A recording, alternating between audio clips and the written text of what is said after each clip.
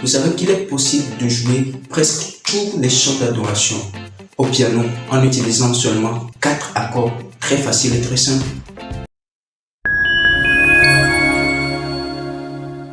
Je m'appelle Olivier Sobri et dans cette vidéo, je vous montrerai non seulement ces accords, mais je ferai aussi une démonstration d'une dizaine de chants très chantés, très connus en utilisant seulement ces 4 accords.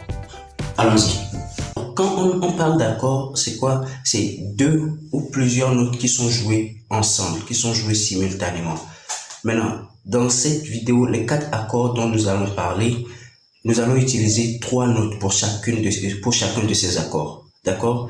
Donc, le premier accord, on va utiliser la note Do, Mi, Sol. Do, Mi, Sol. Avant chaque 2 noirs, il y a Do. Do, Do.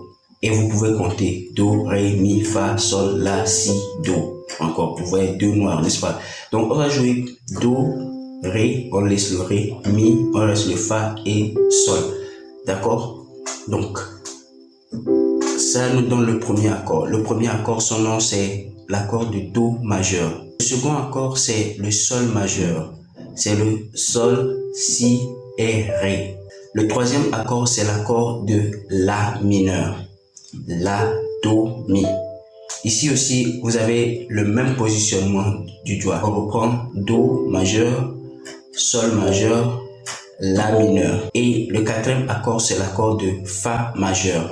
Fa, La, Do. Fa majeur. Donc, on peut le jouer même avec la main gauche.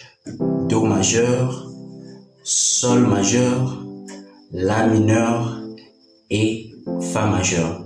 Avant de commencer à jouer les chants, je t'offre gratuitement un guide concernant les 5 éléments les plus importants pour commencer à jouer au piano. Avec ce guide, tu connaîtras les premières notes au piano, les premiers accords et tu commences déjà dès aujourd'hui à jouer au piano. Le lien est dans la barre de description.